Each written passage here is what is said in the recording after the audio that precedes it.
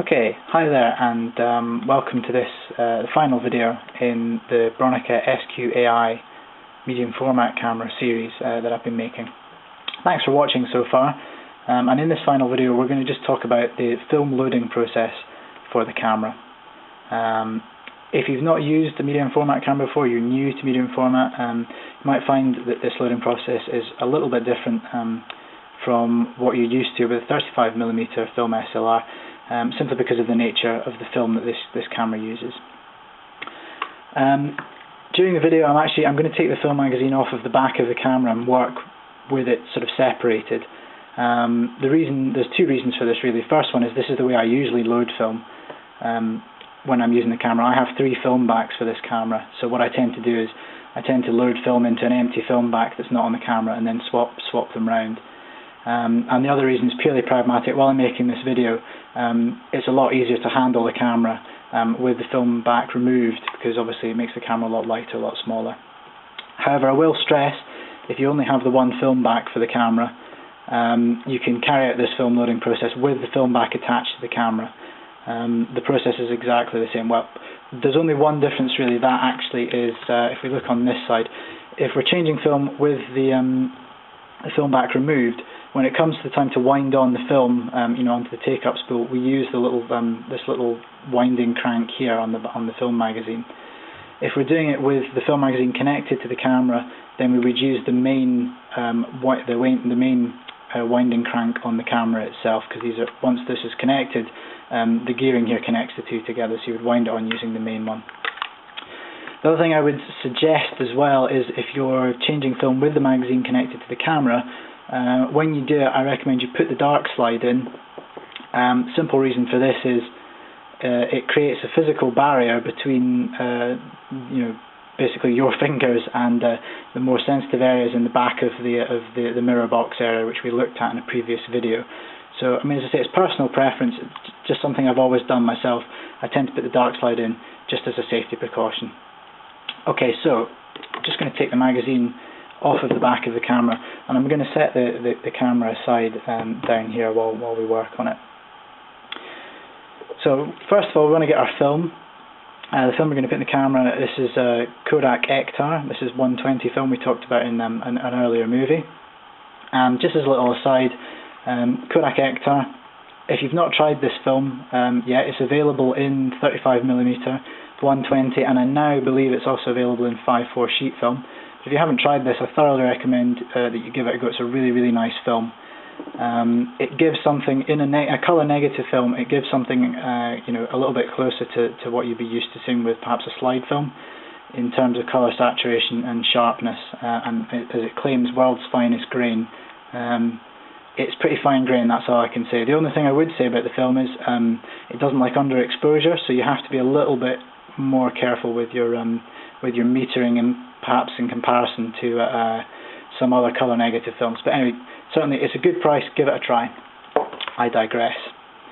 Okay, so first thing we want to do then basically is we want to open up the film magazine to get inside.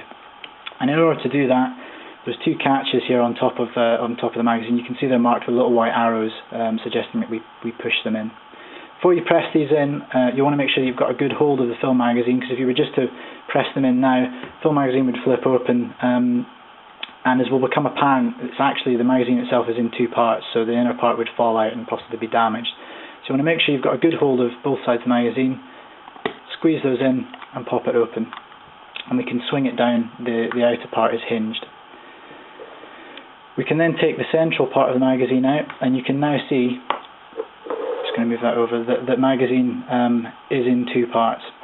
The outer part here is generally referred to as the magazine body, if you're reading or looking at the manual, and I'm just going to set that down there. And this part here is usually referred to as the film insert, and these are available in 2 types, 120 and 220, depending on the type of film. The 220 film, same size, but it's twice the length, so you get twice as many exposures. To be honest, there's not much 220 film around these days. It's not very popular. So if you're buying new film magazines and you're using 120 film, you have to make sure that you get the 120, because 220, you can't put 120 film in it. It will not work with it. Inside the magazine then, slightly different from 35mm film where we load the film in its metal cartridge, wind it through. When we get to the end of the film, we rewind the film back into the cartridge. In 120 film, it's what I guess I would describe as an end-to-end film. So we put a roll of film in the top here, attach it to a take-up spool, and we wind it through. And when we get to the end of the film, we don't wind it back, we just keep winding so that the film gets taken up onto the take-up spool, and we then take that out. So the film's going in the top, and we're taking it out the bottom. So if we look in here, we can actually see the spool from the previous film that was in there.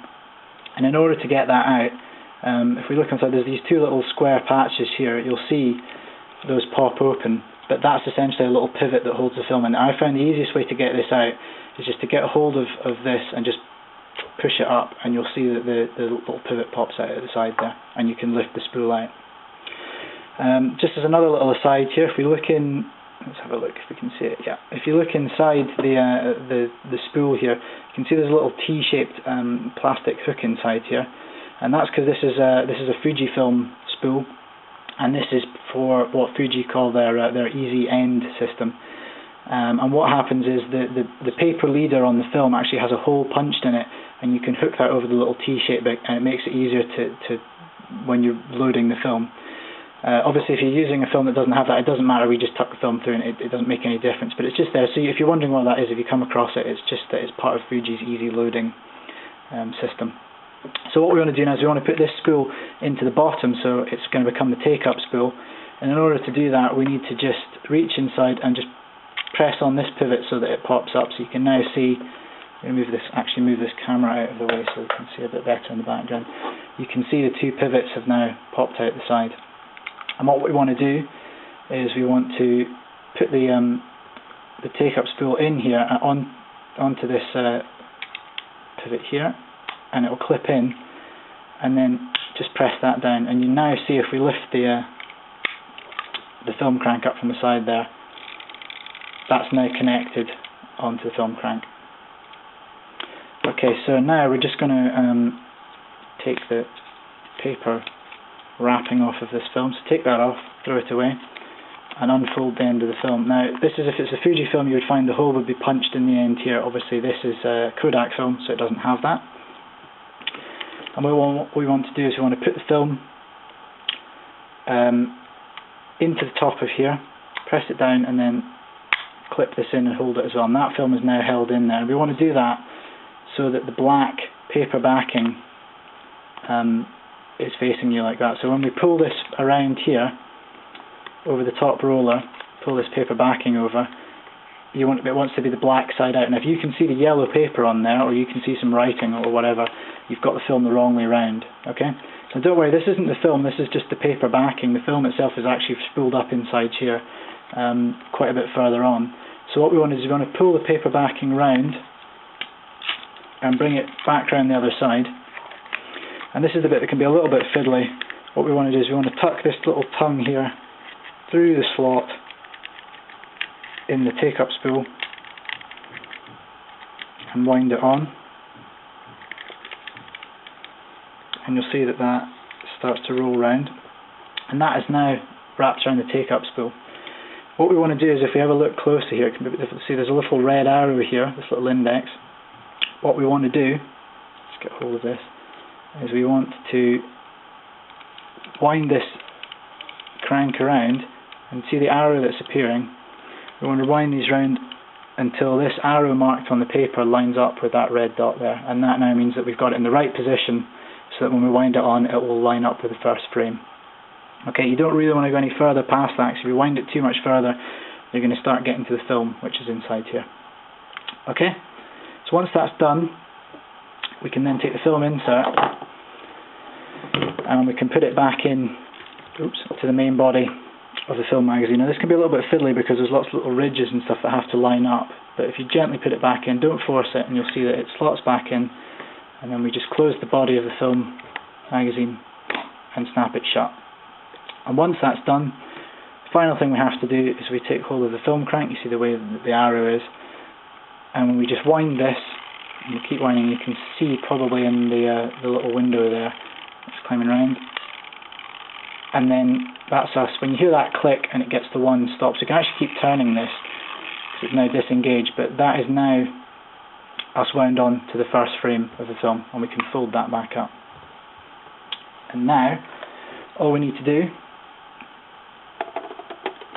is just reconnect the film magazine onto the camera, take that dark slide out, and we're ready to shoot away. One thing I will say as well on the back here, the ISO setting dial which we talked about previously, I would just make sure that you set that to the correct film speed, just as a little reminder, even if you're not using a metered prism. In order to do that, you have to lift up the edge and rotate it, so we're going to set that to 100, which is the speed for this film.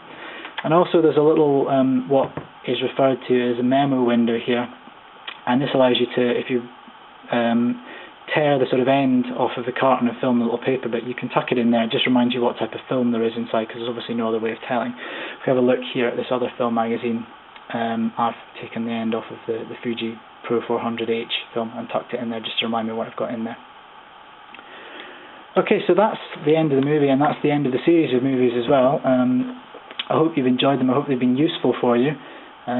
Please feel free to leave some feedback in the comments, and if you have any questions as well, if you want to put those into the comments on YouTube, and if I can, I'll answer those questions for you to the best of my knowledge.